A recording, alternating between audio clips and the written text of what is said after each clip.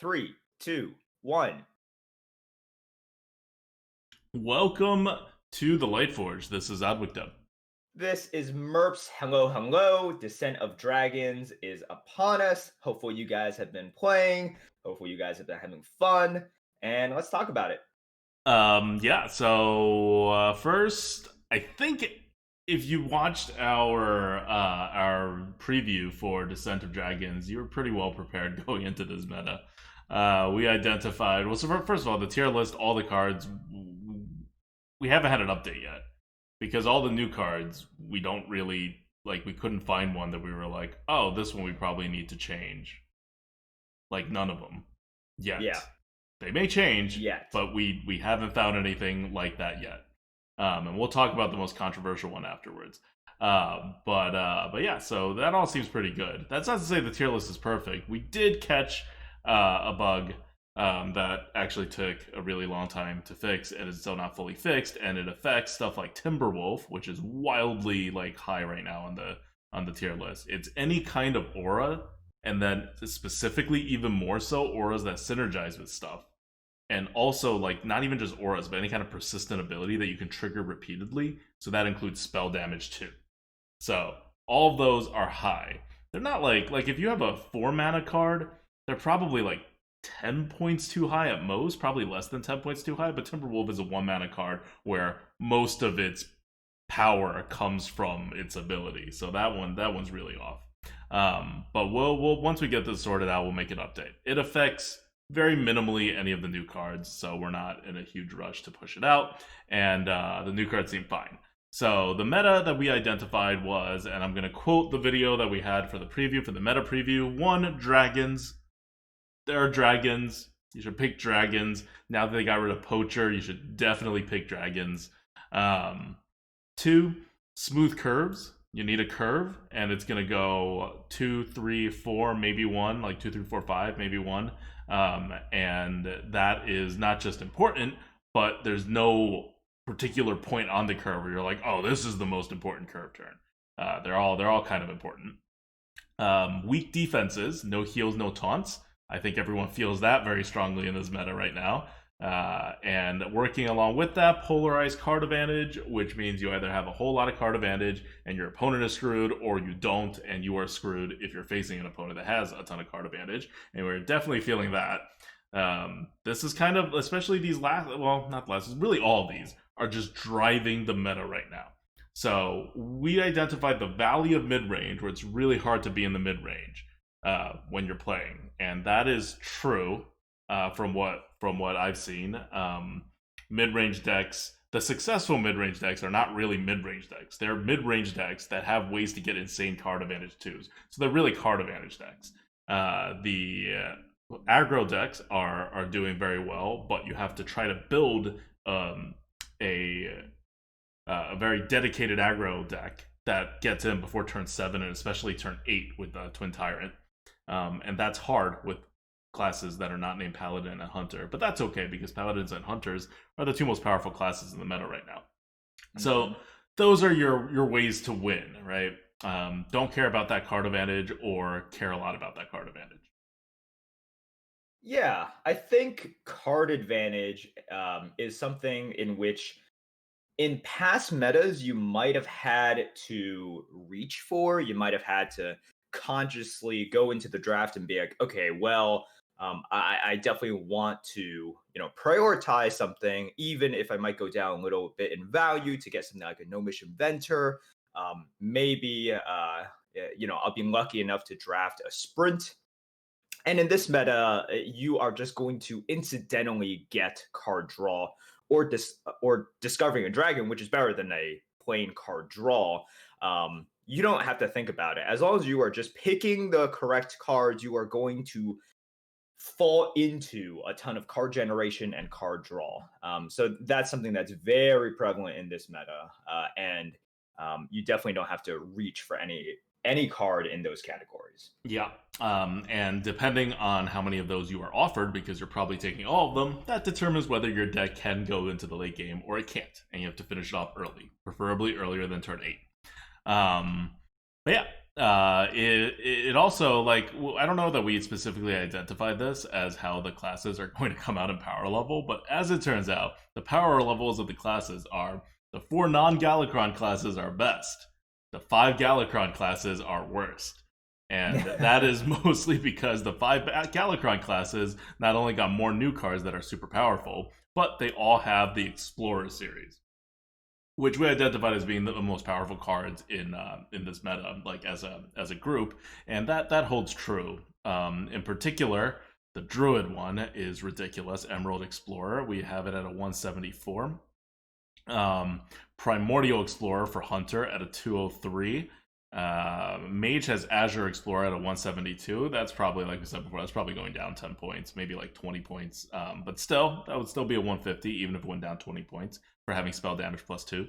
And Paladins have Bronze Explorer at a 165. So all of these cards discover a dragon, so you can pick whether you need tempo or card advantage, and there's a lot of card advantage dragons. And on top of that, you can get another, like, you can re-get the same dragon quite frequently, because there's not that many. So there's a lot of ways to loop to some ridiculous card advantages from just one of these dragons.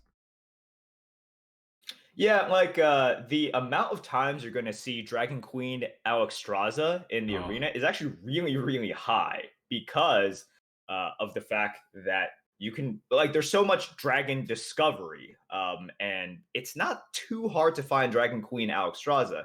So you see it a lot. I've played a lot of it. You have discovered it quite a lot and picked it as well, right? Not to good effect. I've picked it and been like, I'll draw my remaining duplicate, and I don't, and I lose. And my opponents will pick it and be like, I have no duplicates. Let's play it immediately and win the game. Yeah, but I think that's a shining example where, like, I mean, my point is, it's not hard to get Dragon Queen Alexstrasza. Yeah. Like, for example, or Deathwing. Yeah, or Deathwing, or you get Deathwing a lot. Yes. Please prepare for Deathwing. You will definitely get winged a decent amount of time. That's just what happens. So one more note about dragons. The average dragons that we said was going to be somewhere around 2.7. If you then factor in the fact that the classes with the fewer dragons, namely the Galakron classes where they had all their cards taken away, are being used way less frequently than the classes with a lot of dragons that are really, really good, you're actually ending up now closer to 4 dragons per deck that you see. Like, if you're looking at your opponents, because your opponents are not, generally speaking, they're not like rogues and like shamans. They're generally paladins, hunters, druids, and they have more dragons because they have dragons that discover dragons. Anyway, so that's almost 4 dragons in deck. With more once you add in the discover effect and randomly generated cards and all of that. So that's a good amount of dragons. And I feel like, I don't know, do you think there's too many dragons, too few dragons, or just the right amount of dragons for this expansion right now in the meta? I think, okay, so that's a different question from okay, so just taking your question as is, I think there is the perfect amount of dragons. Mm-hmm. So my complaint is not about the number of dragons. I think if we have a dragon expansion, it's the power level and the swing potential of the dragons, right? Yeah. So I think the number of dragons is absolutely fine. Perfect. Same here. I love the number of dragons. I do not want there to be any more dragons in this meta, and I do not want there to be significantly fewer dragons. This is what a dragon expansion in the arena should look like. Totally. And that's a separate sort of question from, how powerful are the dragons or how good is the meta because of the dragons. But if we have an expansion with dragons in it, like, this is what should happen. So I'm glad that at least the feel of it, you definitely get a feel of Descent of Dragons without it being just Descent of Dragons. Yeah, and okay, so here's my question: how powerful are the Dragon Synergies? So, I mean, look, first of all, dragons by themselves are really good. And then the Dragon Synergies range from pretty decent to really good. What's a really good Dragon Synergy? Like, my experience in the Descent of Dragons meta is that the Dragon Synergies are kind of besides the point. Like they're fine, but they're no more like broken or bonkers than other synergies for the most part. And like I agree with you, the dragons are terrible. They're as bad as what everybody said, and worse actually. I remember when we first put the scores, people were like, "Really? Do you really think these like dragons that discover another dragon and have no positive tempo and just normal tempo are like 200 points?" And now everyone's playing in the meta, and they're like, "Oh yeah, I guess that's why games are won and lost. It's because you've discovered an extra freaking dragon." But the actual synergies, and that may be because of the classes that are good, but I have not been screwed by a dragon synergy. I think any or like too much more often in Descent of Dragons meta than I normally get screwed by dragon synergies. Yeah, I mean, if we're using that comparison, it's like, well, how good are they compared to traditional dragon synergies? Is like, no, they're not more powerful because the most common ones that you're going to see are going to be like Blackwing Corruptor, right? So you get a slightly smaller fire elemental, which is really good still, but Yeah, but it's not we've like seen that super before. broken, right? No, it's not Like super because broken. Fire Elemental has zero conditionals and it's like just a card. Right. But if that's what you, because that's different from the question that you're asking. It's like, how good are dragon synergies? I'm like, it's pretty good to really good. Like, Blackwing Corruptor is really good when it hits. But Is if it? your That's point that's is, exactly my yeah, question. Like, is it really good when it hits? yeah, of course it is really good when it hits. It's Five kind of just four okay in my deal three. experience. No, Like when well, it hits, as in when you have a dragon in your hand, not yeah, like yeah, when you have like a perfect target. Obviously, yeah. No, I I mean, of course it's like pretty good. Um, I don't know. So that's the thing. Like, is it better than historical Dragon Synergy cards? Like, no, no, no, no. Like, it's not like we've reached a new level where Dragon Synergies and holding stuff in your hand is better now, but it was good and it continues to be good. That's the thing. Yeah. Yeah, Yeah, I think the ones that the really like hold a dragon and dragons are insane kind of like stuff is like you look at shaman, right? Like lightning breath. That's really good if you hold a dragon. But yeah. shamans don't exist. And so so you never see that come out and destroy things. Like I think that's the problem we're having with dragon synergies right now. Like if you look at the breath cards, right? The breath cards of the four most popular classes, the dragon classes. Druid's breath card doesn't really do much. It's like a ramp card. Hunter's breath card deals a couple more phase damage, not game changing. Or at least not noticeably game changing. It's still really good. Mage's breath card discovers an extra dragon. Like we rated a 168. It's really really good, but it's a card draw. Paladins is the only one that's tempo. So in terms of cards you actually see in this meta using dragon synergy to swing the tempo, they're not class cards. They're not even like new cards. They're like you were talking about Blackwing Corruptor, right? Um, I mentioned that one not just in terms of how, because that's the one you're going to see yeah, very very often because it's frequently neutral, right? Yeah, yeah, because yeah. it's neutral. But that's what you see the most often. You see like old school Blackrock Mountain Dragon synergies. Mhm. And what is like a Blackwing Corruptor really? What is that actual dragon synergy? Right? It's like for 5 mana you get a 5/4 and you deal 3 damage. So you're getting like 2 mana's worth more of stuff than you should, assuming you have a dragon in your hand. So when you pull off a synergy, you get 2. Now step back and even for like a Houndmaster, your synergy trigger gets you 1, and that's like the most basic synergy. So Mhm. we're in a time now where the synergies are just like the dragon synergies that are much easier to pull off now than they were before, are only a little bit more board swingy than they were before, like than what I you would mean, expect a normal synergy to be. right, like, no, I like, if we're talking about that, I agree. It's not like we're in uncharted territories of Dragon Center. Like, the most powerful one, that we had seen previously was, like, Dusk, Breaker, Mm-hmm. right? Which was insane. Like, that is the definition Yeah, of there's no insane. Dustbreaker in this meta. No, there's no Duskbreaker. So I agree. It's like, look, if you're talking about it just in terms of, oh, are we at a historical high? It's like, no, we're not at a historical high. And it's not the dragon synergies that are doing it, it's the dragons themselves. Yeah. But Yeah, it is, exactly. Like what I'm saying is, when it comes to the synergies, it's not that we're not at a historical high. I'm holding us to a really high standard. Synergies relative to normal swing of the game is actually at a below average point in this meta for Hearthstone Arena. Mhm. Like, I don't think people appreciate that a lot because of what you're talking about, and we'll get to that, which is just dragons have really freaking huge swings by themselves. So compared to normal, meaning compared to I have not hit a synergy versus I have hit a synergy, the swing ratio, which is how much you get screwed if your opponent hits a synergy and you don't, or how much you win if you hit a synergy and your opponent don't, is below average. In a very high swing meta, synergy is below average in efficacy. Like, I want to. That's the point that I want to like.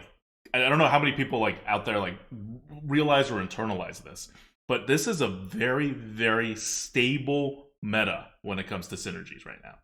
The crazy dragon synergies, no one's picking, no one's using those classes right now. They may come up later when micro just happens. But right now, if you go into the arena, you're in one of the lowest synergy effect relative to normal swing metas. Well, maybe not one of the lowest, but definitely below average that we've seen in the arena. Well, a lot of that is being pushed by the fact that because how you categorize that is very important. Lowest swings to average sort of like value. It's because the cards are so good, right? Mm-hmm. Because if all the cards are Yetis and Spider Yep. Tanks, then obviously that delta is a lot bigger, right? The synergy potential or the synergy impact versus just the normal sort of power level of cards, but because you have all the explorers and everything, yeah. So it's all relative, and I agree with you. It's one of those things. I mean, like, do people really think that I don't that think that they was notice it. I think they're just like, oh, it's so crazy. Dragons are crazy. Dragon synergies are crazy. It's like, no. Dragons are crazy. Dragon synergies are not crazy at all. It's not like no, they're not historical highs. They're not even average. Dragon synergies, frankly, almost suck. I don't want to say they suck. They're probably okay. But they're very unexciting right now. yeah, yeah. All Like, right. Chad is having a nice talk about this as I'm making this what I think is a controversial point, but maybe it's not. And people are bringing up I crowd didn't think it was roaster. controversial. I was just like, okay. People are bringing up crowd roaster. What is crowd roaster? It would normally be like, assuming you always trigger the effect, it would normally be something like a 4.5 mana card. You're dealing 7 damage. 4 mana deals 6 damage. 5 mana deals 8 damage. So it's a 4.5 mana card. So for 2.5 mana, what would you normally get? Like 5 stats. So instead of getting those 5 stats, you get 6 more stats, right? So if you trigger the synergy and you have a hard removal target, which is very, very important, that's like around 7-ish damage, you get 6 more stats. So again, we're in that zone right now where the amount of stats you get, if you hit it, and this is on turn 7 or later, it's like 2 or 3 mana of swing. Now, 2 or 3 mana of swing, if you're just playing Yetis, like Merp said, that's a huge swing, right? 2 or 3 mana Yeah. of swing is you get an extra innervate. That's big. Like, if you listen to the Lightforge from like 4 years ago, we would be like, oh, you get like 2 of those and you win the game. But look at what new cards are in existence. Look at what Twin Tyrant does. Twin Tyrant is an 8 mana card that does not cause a 2 or 3 mana swing if it hits. If it hits, it causes a 6 mana swing. Yeah. A 6 mana swing. This is not a synergy card, or it can be used to trigger synergies, but you just play it. And all the prerequisites is your opponent has a mid-sized E kind of board. And you get a 6 mana swing. Crowd Roaster, which chat is the one that's giving me this example of being like the most broken like dragon synergy that you see frequently. Or if it like happens to you, oh, it's terrible. 3 mana. Twin Tyrant, no synergy, 6 mana. Crowd Roaster, 3 mana. This is what I mean by I don't think people are internalizing just how relative to the meta bad dragon synergies are. Yeah. And that's just Twin Tyrant. Well, I'm not even talking about Faceless Corruptor. I don't know. That's just clearly that's ridiculous. Yep. Cool. Okay, so now let's talk about how broken dragons are. I started with Twin Tyrant. What other broken dragons are there, and how do they warp the meta? I mean, look, you pick one of the new dragons, it's probably gonna be broken. The most broken ones by far are the explorer ones, right? Where they just have good stats, and then you discover another dragon off of them. So from the dragon classes or non-Galakrond classes, I think those are the easiest ones. Neutral, I think the best example of sort of the dragon that best encapsulates this meta, and if you want to look at neutral cards, is Big Ol' Whelp, which is just good card advantage and card generation, and you're not sacrificing any stats. That's sort of like the theme. It's like very little sacrifice to no sacrifice, and still you get card advantage. Big Ol' Whelp is the perfect neutral example. Just a 5 mana 5/5. You draw a card, and drawing a card is still pretty weak because you're not discovering a dragon. But I think that is one of those things where, because it's neutral, because it's like, well statted, you're going to see a ton of it, and it is a very meta defining card. Yep. Yep. Um. Okay.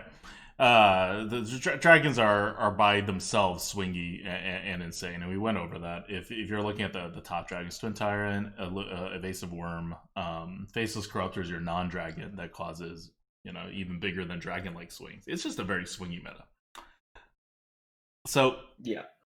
So that being said, it's a very swingy meta. Dragon synergies are not that particularly special. Dragons themselves do kind of crazy things, especially if you get to discover dragons.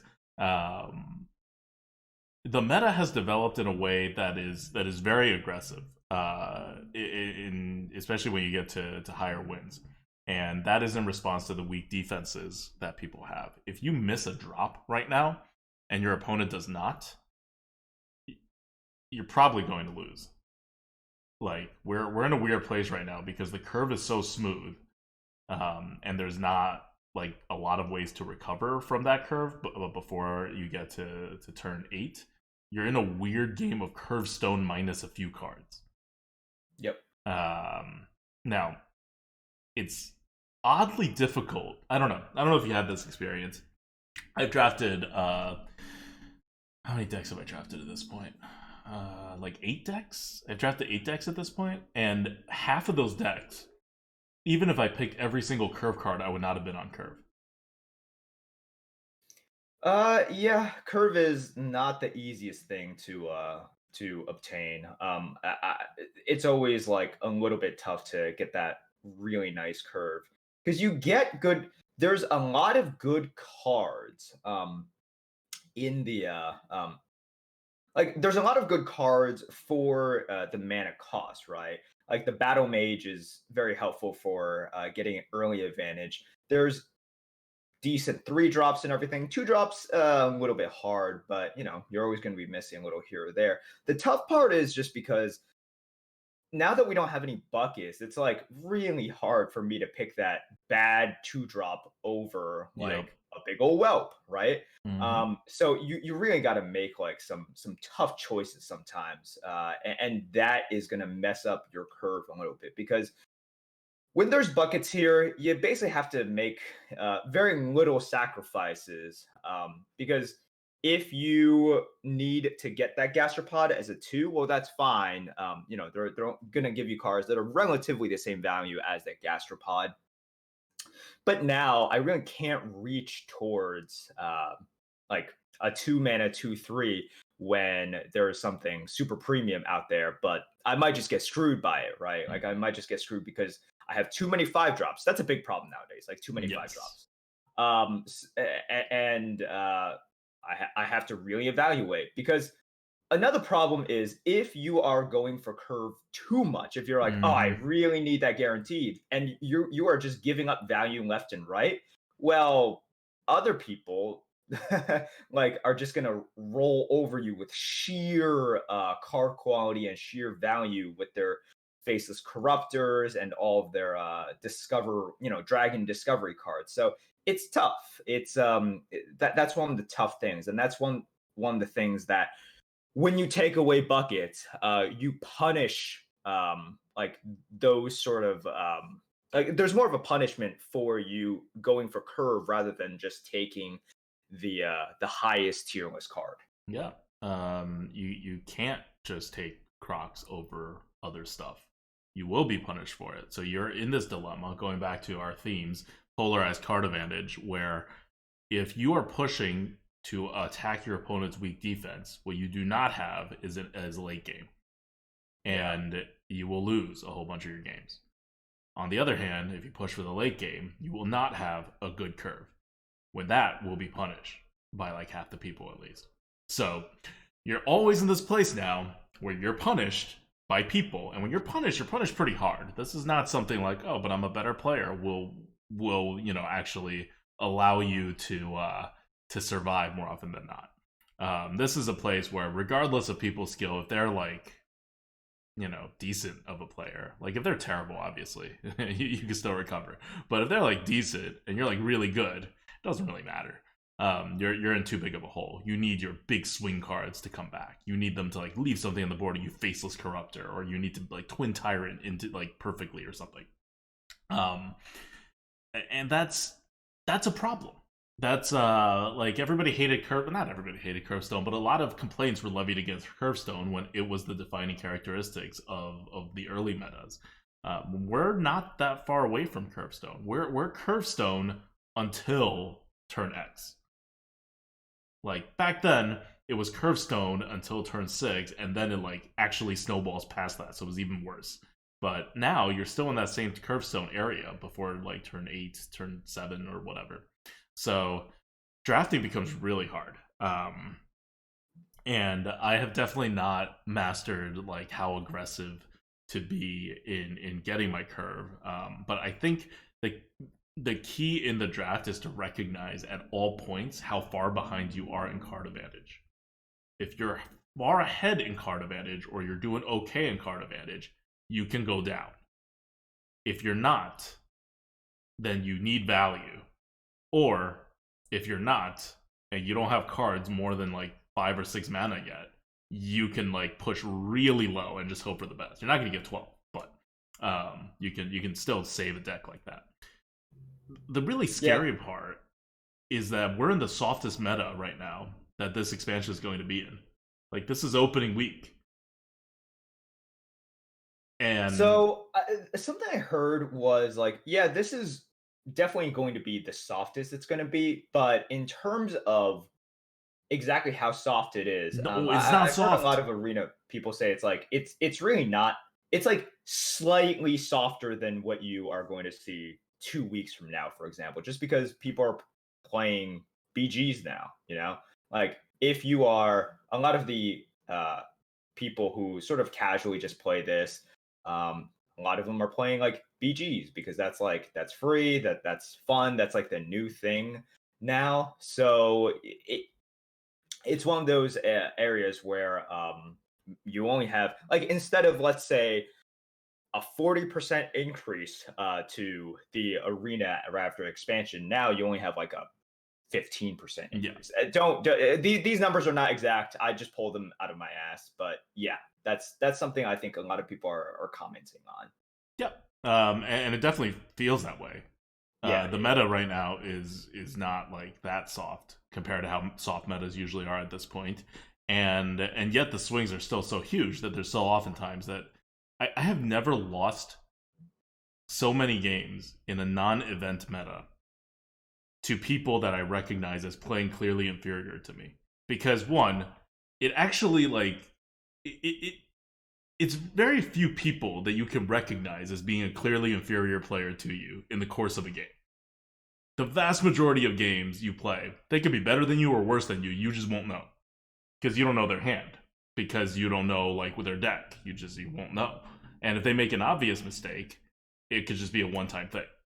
So I'm talking about people who repeatedly or consistently, and usually both, make mistakes over the course of a single game that are decently obvious in retrospect, at least, once you see it. And they're beating me at a much higher rate than they used to. Because, people play poorly and beat you all the time. This is Arena. But they used to maybe have like a 10-15% shot at it. Now it feels like they have like a 33% shot at it. And that's because if you miss a curve and they don't, you lose. You can't recover from that. If they just have more, what is it, Emerald Explorers? Is that the Druid one? If they have more Emerald Explorers than you have, you lose if you go into the late game, right? There's nothing you can do about it. They just have more stuff. There's no skill involved. You can like edge out, because what is skill? Skill is edging out that one extra tempo on the board, two extra tempos, three extra tempos. It used to be if you edge out like, I don't know, six extra tempo, you're going to win the game. Or if you go farther back in Classic, if you edge out like two extra cards, you're going to win the game. If it goes to the late game, because you have two extra cards, obviously. Now, edging out two extra cards does very little. It has very little impact. That's why trying to grind the mid game against an opponent doesn't do much. Because in the end, that's like saying, well, we're gonna roll the dice, and I'm gonna have a slightly higher advantage than you in winning this. It's like 55-45, and I'm okay with that. And as a good player, you should never be okay with that. But that's all playing mid range can get you now, because the swings are too high. Because your two card advantage that you can get by making good plays has not changed much. On the other hand, your opponent's swings, and not even like crazy decks built around synergy. Like I said, synergy's not like any bigger of a thing than it used to be. But them just having cards that independently act as swings and independently are really good will just bury you. That two card advantage means nothing. That six tempo advantage means very, very, very little if you don't convert it to a win before a certain turn. And so that's where we're at. That's where this meta is. It's a weird one, and I think it's a good highlight of how, yes, card advantage does matter. Like, swings and card advantage really does matter, and it warps the entire meta, even if it doesn't matter right now. Because the tempo swings all the way through, like, turn 8 are not that big. Like, they got rid of a lot of the more tempo swingy cards, and then really the only big one is Faceless Corruptor. Yeah. But that doesn't matter. That doesn't matter when your card advantage swing is that big. Because Blizzard went ahead and just started developing with this philosophy that card advantage swings are okay. Doesn't matter how big. It's not tempo. And I don't know how well that works for Constructed, but in Arena, it does not make for a good game when you go too far. And they have, like, way gone beyond the point of going too far. And they, like, just look at the numbers. It's just so obvious. No, certainly, it's one of those things where it doesn't matter that much for Constructed, because in Constructed there are ways to, there's ways to tutor now. There are ways, like, there's so many ways to get cards, right? Like, tempo is really the problem for Constructed. Like, whenever there's an overpowered deck, whenever something gets nerfed, it's because of the overwhelming amount of tempo. So let's look historically at Constructed, right?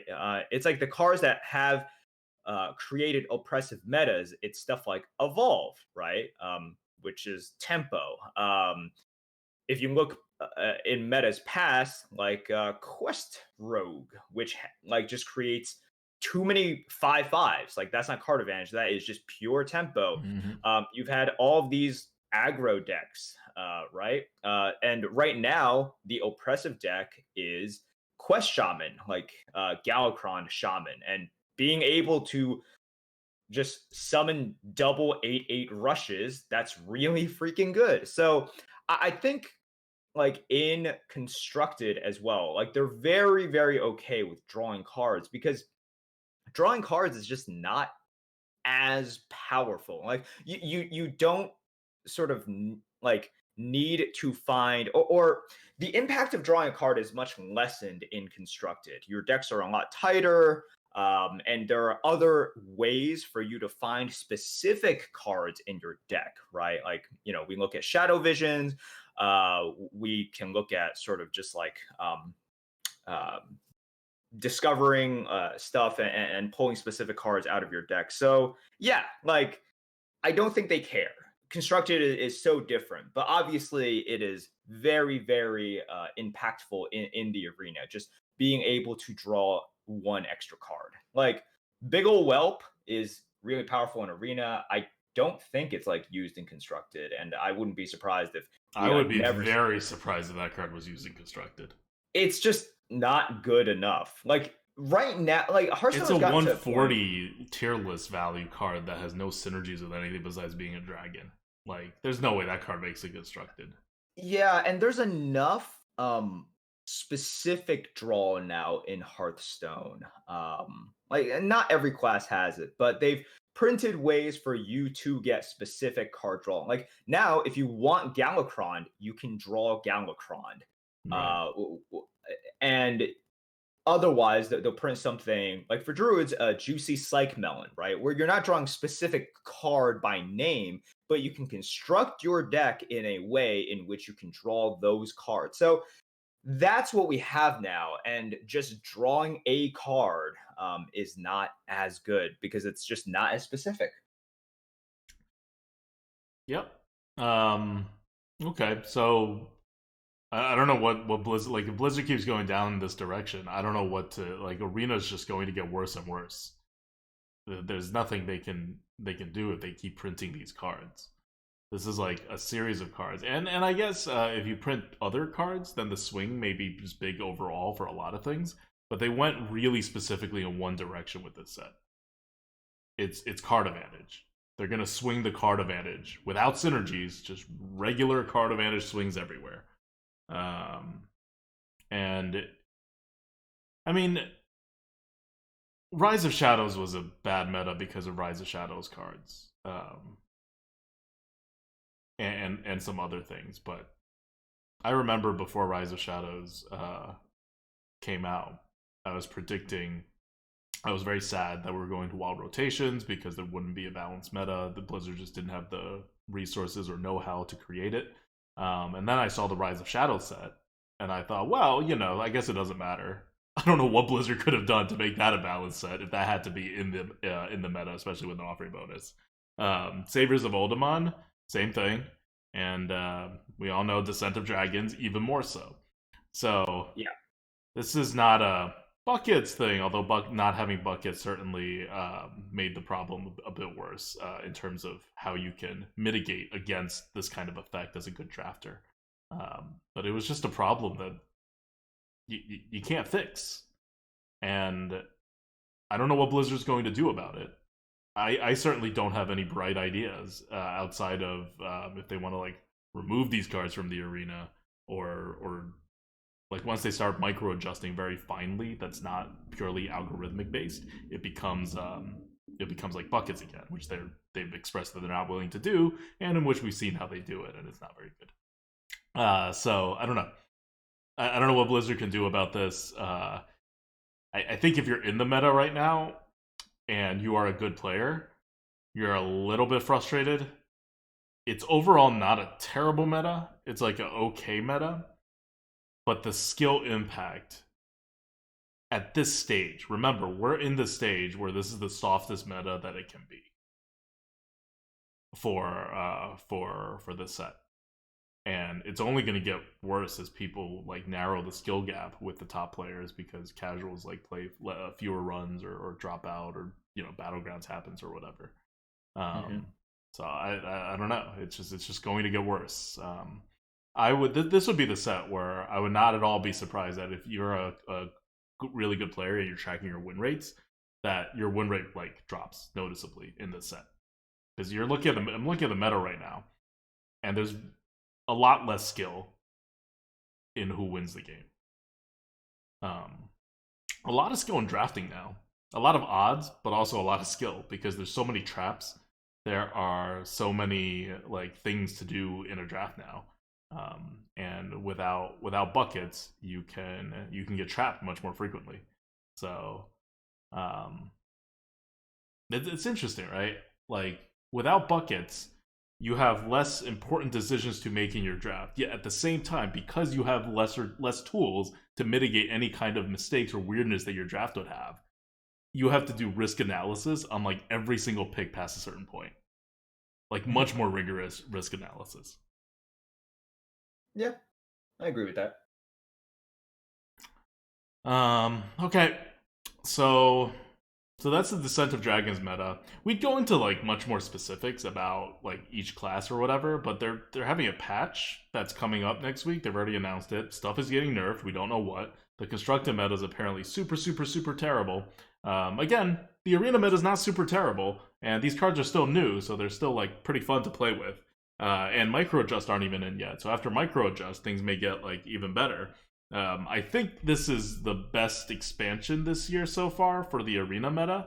For the opening, the first week arena meta. This has been better than Saviors of Uldum. This has been better than the Rise of Shadows. But I don't see a way for them to make this significantly better. Like I think it's just kind of where we're at. Like regardless of what Blizzard does. Yeah. Which is a little sad, but at least we're not starting at like a super low level, right? Like the swings are high, you don't like the swings, but if you just pretend you didn't know Hearthstone before this, and you're just like, well, I guess this is a game where swings are just that big, where it's just like having the better cards is just that important. Then you're fine, right? You'll still on average win more than players who are worse than you. The difference will just be lower, and every meta's different like that. But yeah, so this expansion is coming out. They're gonna nerf stuff. We don't know what. Shaman's a good target. I think that's the broken constructed class right now. Faceless Corruptor is insane. Maybe they realize that now, but who knows? I can't imagine Faceless Corruptor made it out of testing without people already knowing it's insane.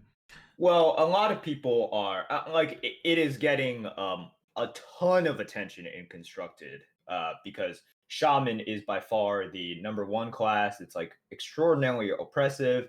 Lots of people are complaining. Pro players and also just your average kind of redditor.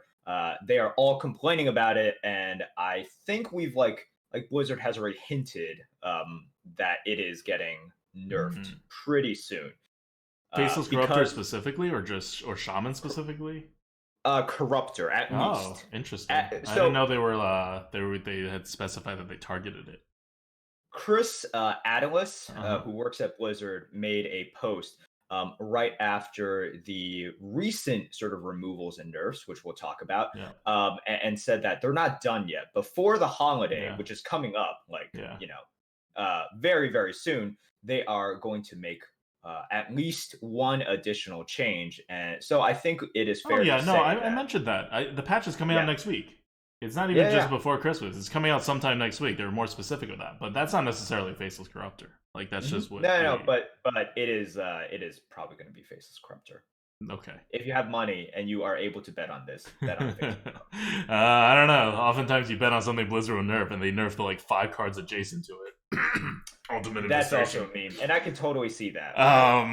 But I don't know. I don't know constructed enough to know what cards are adjacent to Faceless Corruptor. But anyway, my point is, by the time the Lightforge happens next week, the meta will probably be a little bit different because they'll hopefully have done a micro adjust and they would have done a patch. Or maybe they'll do a patch without the micro adjust and micro adjust the week after. So we're not like digging too deep into it. Just like if you're playing right now in the meta and you want to use the best class, it's got to be Hunter.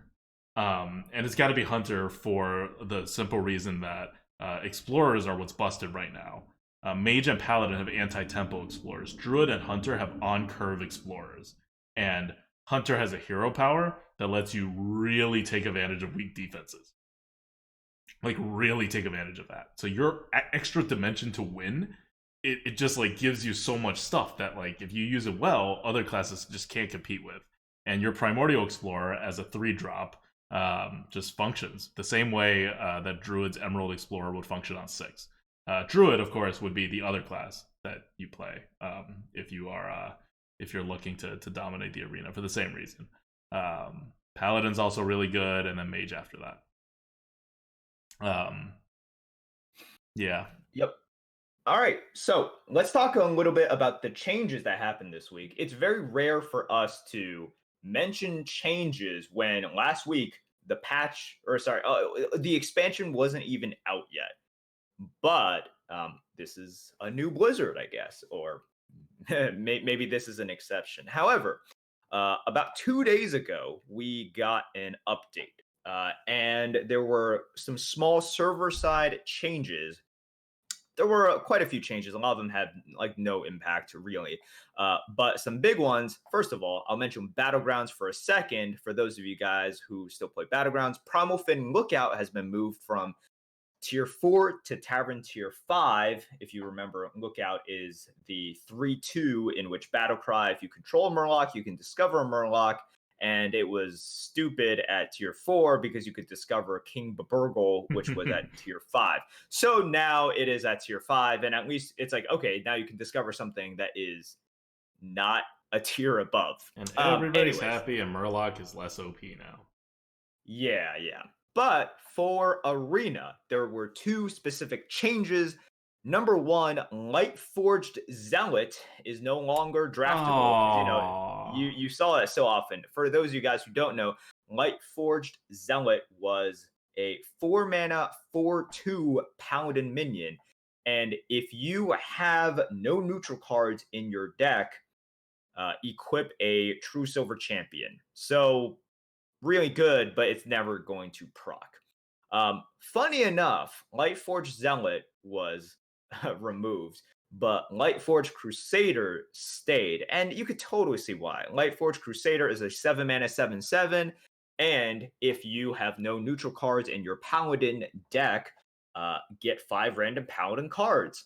So it's just a War Golem, and that's fine. I think people are fine with a War Golem there. And so it fits with their kind of like general philosophy. It's like take away feel bad cards, but also it's like if a card is really, really bad, like it makes you feel even worse, like drafting a 4-mana 4/2, then take it away. So Lightforge Zealot is out. But the big one is Dragon Ball. Before we get there, I want to, because we started with Lightforge Zealot, I want to point out Lightforge Zealot is rated a 58 on our tier list. Just based on the body, it gets no points for the ability because you're always going to have neutral cards. And I'm not going to count right now, but there are at least 30 cards being offered to Paladin below that. Yeah. Including 4-drops. Including, like, I don't know.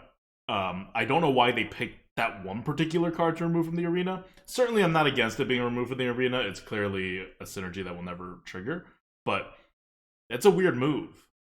And I don't know. Maybe they're going to remove more just objectively terrible cards from the arena that no one's going to miss. I think so. Okay. Let's talk about Dragon Ball Poacher. I mean, that's the big thing, right? Yes. Dragon Ball Poacher is the big news. Because a lot of people are complaining about Dragon Ball Poacher, and now Dragon Ball Poacher is no longer draftable. So you might still get hit with one because people are saving their decks, but Dragon Ball Poacher was a neutral 4-mana 4/4 battle cry if your opponent controls a dragon, which means they have to have a dragon on the on their side of the board. Gain +4/+4 and rush. So if you are facing a dragon and you have a poacher, the poacher becomes an 8/8 rush, which is extraordinarily good. Otherwise, you play as a 4-mana 4/4 with no rush.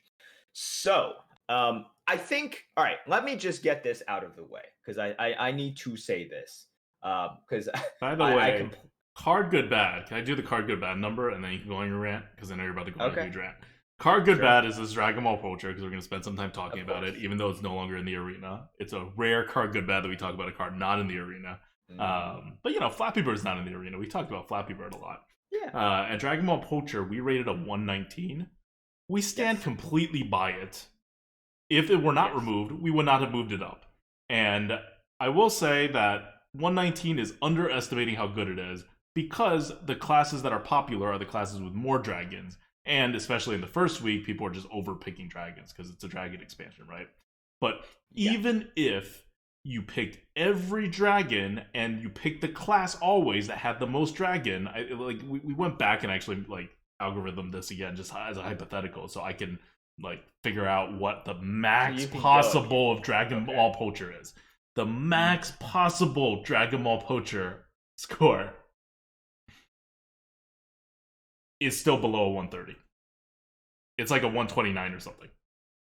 That is if everybody in the meta picked strictly the classes with the most dragons, and then picked every single dragon within reason. I forgot what the parameters were, but you couldn't go down like more than like, I don't know, 50 points or like 75 points for a dragon or something like that. Gotcha. And it would be still below 130. So 119 is already like super high. Just throwing it out there. I'll let Merps go on his rant, and then I'll supplement with why it is the way it is and why we like it like that. Sure. Okay, so Dragon Mall Poacher is no longer draftable, and ever since like basically on Tuesday when the expansion dropped, you heard a lot of complaints about Dragon Mall Poacher, and there are two things here. So I'm gonna say before I go on my discussion, I need to establish right off the bat that I'm very happy that Dragon Ball Poacher has been removed. I think that cards such as Dragon Ball Poacher are not good for the arena, but we're like, I would also bucket into that Dragon Slayer, right? Dragon Slayer is also not cool. That's not a cool card. Crabs are terrible. Exactly. Hungry Crab. That is bad. That should not be in there. No one complains about Hungry Crab because you don't see it often, and also Murlocs, you don't see those. So you don't see Hungry Crabs and you don't see Murlocs. So the times in which you see both at the same time, that's really like, when all the planets are aligned together. But those sorts of cards are just not good for Arena. Having said that, having stated the fact that I completely agree with this ban, going to what Advocate is saying, Dragon Ball Poacher, we need to establish, and I think some people don't understand why I need to talk about this, because like, well, it's banned. You agree that it's banned. Why, what discussion? It's the principle. It's not just the principle of it. We need to establish, because the way I look at this is like the same reason that you look at like creating a law, right? It's not just important that a law gets passed. You have to look at why it got passed in the first place. Because if you're going to make new laws, like, like people look back at why we created that stuff. And I don't want people to think of this as like, oh, we banned it because it is overpowered. Yes. That is very good, because we're going to establish it is not overpowered. No. And if you think it's overpowered, you're just wrong. I can't explain it. You're just wrong. Like, it's not overpowered. I could explain why they're wrong. Okay, so here's the three key arguments that people who think Dragon Ball Poacher is overpowered have. The three key arguments. One, and then I'm just gonna list them out, and I'll respond to it after if you don't get to it. One, I lose to it every time, and every time I play it, I win. That seems overpowered. Two, it objectively has insane win rates. The number one win rate of any card in this expansion. Faceless That's Corruptor? Right. I hear that argument. Faceless Corruptor? You rated that a 192? That's nothing compared to a Dragon Ball Poacher. Dragon Ball Poacher is so much better for winning the game, which, as I've established, every time it's played against me, I lose, and every time I play it, I win. How can you argue against objective win rates? That's just a fact. And finally, everyone, including people who are as good or better than you, think that it is amazing. And with all three of these put together, you, Advocate of Merp's Lightforge tier list, have to be wrong, right? Like, how is a rational person supposed to look at these facts, none of which we disagree with, by the way. We agree that they're facts. How can any rational person look at these facts and then come out and say Dragon Ball Poacher is like a 119 or a 130 in this meta or whatever? Like, that's absurd. It's absurd, Merps. So what do you say to that? Okay, so look, I want to address the second point, because that's the one that I hear the most, and it's the one that is the most convincing for people as well, because you go on Aegis Replay. Because stats, right? It's like, how can you argue with stats? A lot. There are entire professions and PhDs given to people to argue with stats. So the the stat I heard a lot was like, look, just look at the win rate, and not just the played win rate, right? Like, look at the But just deck deck win win rate. rates. The deck win rate of Poacher is like 60%. It's like, and that is higher than a lot of other cards, a ton of other cards. Like, it's like the number one win rate. How can you argue with that? So, first of all, you have to see where you are. 60% win rate if you are an infinite player.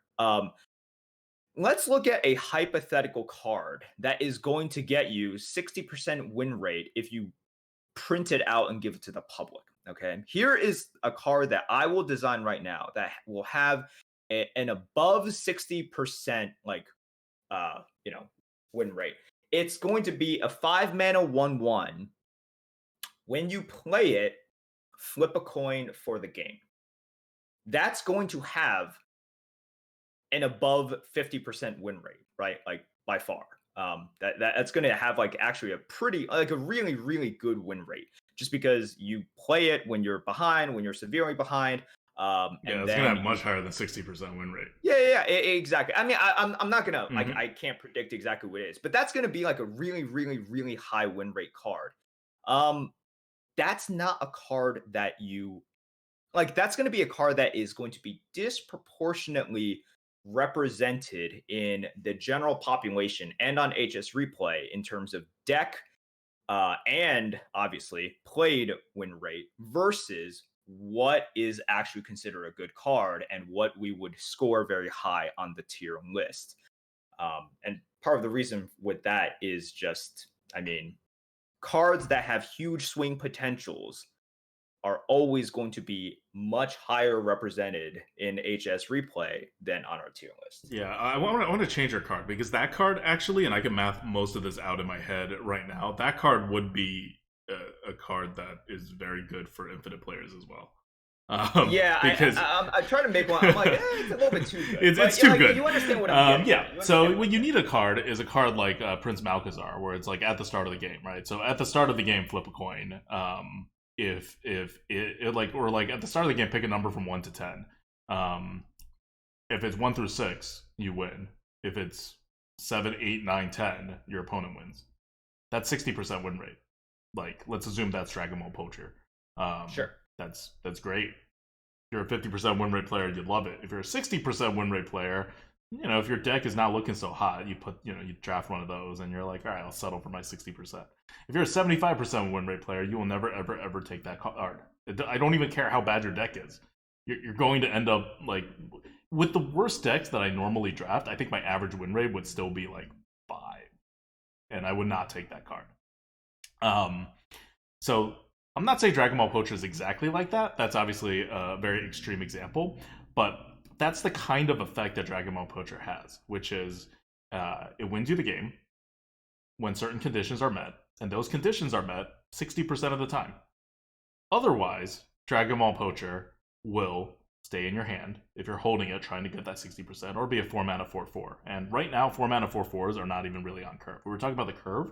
Like 2-mana 2/2 is not really on curve. 3-mana 3/3 is not really on curve. 4-mana 4/4s, it's getting less and less on curve. It used to be on curve. Now, I don't even think I consider it really on curve. 5-mana 5/5s, you're starting to swing back, right? That's a little bit more on curve. But I don't think it's as bad as a 3-mana 3/3, but it's certainly not what it used to be. So I posed this question to people, which is like, if you're playing with that card, like objectively, and especially if you track like your actual plays with a tracker, and you can actually go back and look at your plays. Look at how many turns Dragon Ball Poacher stayed in your hand before you played it, because the algorithm knows exactly how many turns it stays in your hand. It also knows exactly when you really just want to play it as a 4/4 and you do so, and you get the value of a 4-mana 4/4, which is the correct play, some percentage of times, even with the insane ability. It knows all that, and it's giving the penalties to that, and that is something that people over and over and over underestimate. So when I see a card like Dragon Ball Poacher get 60% win rate, I'm like, I don't want that card. I want to stay far away from that card. If that card gets 70% win rate by HS replay players, then I'll mess with it. That would be high enough for me to mess with. But 60%, no, not high enough. Yeah, a lot of people, what they do is they turn Poacher into a card that basically says 4 mana, 8/8 rush. You cannot um roll a dice at the beginning of every turn. If it hits like 6, you are able to play this card. If it's 1 through 5, you cannot play this card. A lot of people turn it into something like that, Hmm. and just go with that. And yeah, you are definitely going to lose to or no, not going to. Sorry, you will no longer lose to it. Hopefully, but a lot of people lost to it, and a lot of people won with it as well. And I agree. It is completely unhealthy for the arena. But I really do hope people do not believe it was because it was overpowered. And because it's one of those things in which it's important that we establish that, because if we are banning cards that are too swingy, I like. If we're I just banning love. cards that are overpowered, I it's a love different. too. Yeah, it's I get what you're it's saying. It's different, but like I wouldn't mind if they just banned all the cards over 150 points I on the know, tier list. I know you wouldn't. I know you wouldn't. But at the same time, it's like what I'm also afraid of is like, look, as within the Hearthstone community, you only have so much capital, right? Hmm. Like you can only sort of really move heaven and earth, aka Blizzard, to do a few things. Like they will not sort of canvas Arena HS every single day and be like, okay, I will do all the changes that you guys say. So I think when we do something, when there's a large amount of outcry, like the outcries, it has to be like something that is relevant, and I think that this is good, but I think that like because there's going to be more outcries later on, it like people need to understand Don't why cry they did wolf. it in the first Yeah. place. Like rioting and getting a good result is good, but I hope that the rioters are rioting in the future for the correct reason and not just rioting and and looking at the end result. Educated rioters are better than Exactly. uneducated rioters, even if we all hate the same things. No, definitely. It Um, is. yeah, Yeah. yeah. So for the Dragon Ball Poacher, we're all happy it's gone. It's Yes. it's on the tier list right now still because we haven't updated it. We probably won't update it until the patch actually happens because we need to like rerun all of our calculations with like all whatever, and we want the nerf cards to be in our calculations when we run everything because every card affects every other card and all that stuff. And especially if they're doing multiple nerfs or nerfing like a key neutral card like Faceless Corruptor, it's going to have effects.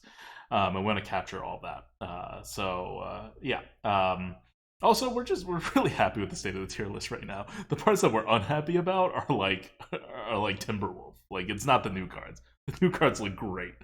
This is actually, I think this is the most successful Lightforge tier list rollout where like we just like did not miss cards, or at least as of now we haven't discovered it. So we did not miss important cards at all. Um, It was helped out by the fact that the important cards are really, really, really, really, really good. That is true. Like to be fair, if one of the explorers was supposed to be like 20 points different, no one would notice. No And one it would is. It is. The notice. mage one is supposed to be probably 20 points lower. And I think like one person noticed. Um, and that person noticed for the wrong reasons. but got to the same result. Okay, so I want to draw a parallel between Dragon Ball Poacher and Flappy Bird, and I think Blizzard would do the same exact thing, and I think that's why Dragon Ball Poacher was banned, and then why it was banned so swiftly, because they did not want like Crypt to make another video about it. Like Dragon Ball Poacher is the kind of card that makes people feel bad, that Yeah, has very definitely. limited counterplay, and in this case, it screws over the thing you're supposed to do. Blizzard wants you to take dragons. Blizzard wants you to get excited about dragons. And Dragon Ball Poacher just kind of puts a dampener on all of that. And to Blizzard's way of designing cards and designing sets, it is necessary for constructed so that if a player is running into dragons and it's like, oh my god, I hate these freaking dragons. Why are they here? They could be like, haha, I craft 2 Dragon Ball Poachers. My deck is instantly so much better against dragons. And it makes the players feel like they have some amount of control and agency. But in the arena, that doesn't apply at all. Yep. So Dragon Ball Poacher just removes agency and choice from all arena players who are in the arena have to deal with it.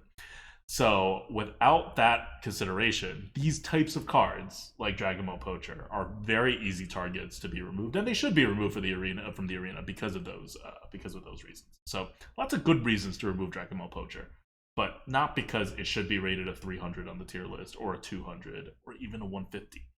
Like Dragon Ball Poacher overall for a good player was not that great of a card. I guess it's also because we do our tier list as if you're a 75% win rate player. You may be sitting there being like, well, I'm a 50% win rate player. What's Dragon Ball Poacher to me? Okay, maybe then it would be like a 200 or something, right? We should probably test it, but we haven't. It requires like such a huge change to the algorithm that I didn't want to do that just for the test. But okay, that's Dragon Ball Poacher. Card good bad. Our first card good bad of a dead card. And yeah, I want to bring up one more point. I don't know how relevant it is to actually playing the game, but I think it's important for people to know, in case people are listening to this and not like reading deeply into Reddit posts. Taro brought this up and found this with the help of arena drafts sometime last week, and it's that the offering odds are not really what we think the offering odds are, and we're guessing they're not what Blizzard thinks the offering odds are either. We had said this before, something along the same lines with rare differences in rarity, and our tier list works on the correct rarity, not what Blizzard says the rarity is. But even more interesting is what Taro discovered, which is that some cards, and he's just looking at HS replay stats, found some discrepancies, asked arena drafts, ZD Man from arena drafts to verify a bunch of things. Some rare cards are being offered as if they're common cards, and one of those was Dragon Ball Poacher back in the day. So Dragon Ball Poacher was not only a ridiculous card that should never be in the arena, but was also offered twice as much as it should have, because Dragon Ball Poacher is a rare card and was offered as if it was a common. But it doesn't end at Dragon Ball Poacher. There were a number of other cards. I'm not going to list them all out here, but there were a number of other cards that are common and offered at rare rarities, or rares and offered at common rarities. And I don't know how far or how deep this goes. It's certainly not like half the cards or anything like that, but it is more than 1 or 2. And the only cards that were looked at, I believe, were the new cards. So we don't even know if this is happening with the old cards. But presumably not, or else maybe Taro would have noticed earlier. We're certainly not digging through all the cards on HS Replay the way Taro does, and to find these things. So we know there's an issue. He's told Blizzard, it's a public information now. It's on, if you go to Arena HS and read through his posts, it's out there. I don't know if it's like going to get fixed in the next patch, or maybe the patch after that, or maybe we'll just stay with it. Oh, Taro's in chat right now. He says 4 cards: Poacher, Utgard, Grappler, Evasive Worm, and Evasive Feywing. So that may be why you don't see Evasive Worms everywhere, because it's being offered as if it was a rare. And same with Evasive Feywings. So yeah, so it'd be nice if those get fixed. Those are pretty important cards in this meta, especially Evasive Feywing. I could live without Evasive Worms in the meta. And Poacher's already gone, but we'll see if that happens. But just to reiterate that Blizzard and their offering odds, they're not very good about actually doing what they think they're doing. No, and we've seen this for years now, like literally years now, where the offering odds and all of these levers, like the game has gotten away from them in terms of this is kind of what happened. Like, here's the thing. Some people postulate it's like, well, maybe this is just sort of smoke and mirrors and misdirection because they don't want you to know. And it's like, all the evidence points to them as just not understanding their system anymore, or the people that are communicating with us not knowing. But at the same time, whenever they do changes, I'm like, I don't think the person pulling the levers really understands anymore Yeah. either. Yeah. So we're at a point in which it's really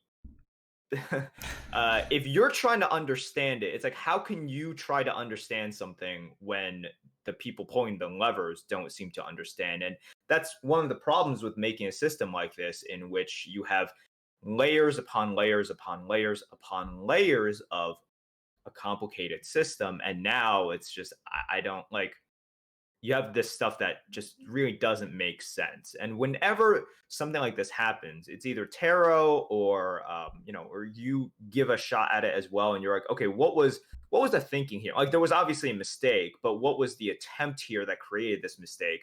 And a lot of times now we don't know. We're like, wait, why these cards? Why this? Why that? And if it was purposeful, we can't see the method to the madness as well, and that's scary a little bit, but also just really disappointing because you really cannot. Well, I think I know what happened here. Actually, I'm going to take a shot at it. Mhm. It's if let me make sure this is right, because this is just off the top of my head. Yes, it is. Okay, so Utgard Grapple Sniper and Dragon Ball Poacher are rare cards. Evasive Worm and Evasive Feywing are common cards, and their offering odds are swapped. So I think this was actually a last-minute change by Blizzard to make Dragon Ball Poacher, which should have been a common, and Utgard Grapple Sniper, which should have been a common, into rares, and to make the old rare cards, Evasive Worm and Evasive Feywing, into common cards. That's my theory.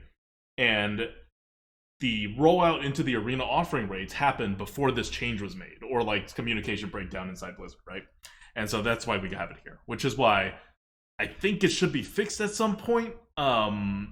But it also is just, it's a complicated system. There's a whole lot of people all doing different things, and mistakes are going to get made, but Blizzard in the arena makes these mistakes like literally every single time, in multiple kinds of these mistakes, and they don't always get fixed. So there's just many layers, right? One, do the people who are creating the rules, like, do we trust them to create the rules? Two, do the people creating the rules, do those rules that those people create actually make it into the game? Like, another question mark. Like, and then the things that were actually being communicated with by either the team who's doing the blog or on the Reddit post, is that what the first team decided, or what's in the game, or a third thing altogether? And it's been like, the answers have been different at different points in the past like couple years, and they go back and forth. It's not like going in one direction or the other. It's like just it's a bit of a mess to make out. But anyway, Definitely a bit of a mess. In this particular case, hopefully they fix it. Until then, I guess know that you're going to be offered Evasive Worm and Evasive Feywing, a little bit less than you think you would be offered, and you are currently being offered Utgard Grapple Sniper a little more than you wanted to be offered, which is never. Cool. That's okay. Yeah. Anything else you want to bring up? Question from the GOAT? Nope. I'm tired. We're ending this. All right. We've done a lot of this. On the bright side, there's probably going to be a patch next week. They said there was going to be a patch next week. So next week, we'll talk about the new patch. And next week, we would have updated the Lightforge tier list to the new patch, and we could talk about some of that as well, and how the meta's changed. Hopefully, we'll have a micro adjust. We probably won't. And we'll see how the arena is then.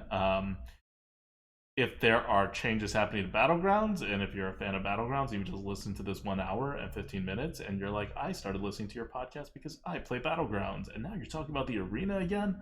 Well, we're going to talk about both, but nothing exciting is happening with Battlegrounds right now. So it's just, it's what it was before the expansion came out. So we'll get back to the Battlegrounds and have a more, we'll just talk about whatever Blizzard's focusing on. Right, so Blizzard's doing stuff with Battlegrounds. We'll talk about that too. We're a Hearthstone modes podcast. Yeah, I had to update all the descriptions of our podcast to, instead of just say Arena Podcast, it now says, I think it actually does say like Modes Podcast, or like Arena, like Hearthstone Modes Podcast with Arena and Battlegrounds analysis, or something like that. I mentioned both arena and battlegrounds, but we are a modes podcast, and maybe they'll God, that add just another sounds mode. terrible. Hey, That just sounds terrible. Modes. that's their naming convention. All right, that's how Hearthstone wants to advertise Battlegrounds and Arena to us. But really, I would be very surprised if Battlegrounds doesn't get a front page button and Arena is relegated to wherever they can hide it. That's like a restaurant instead of saying restaurant. It's like we are a foods establishment. Yeah, because instead of just a restaurant, they also, like, I don't know, sell sauce. Yeah, a food goods establishment. That's what we are. Thank you for listening to the Lightforge podcast, where we specialize in foods and food accessories. Now you're making me hungry. Until next time, this is Abukta. This is Merp. See you guys.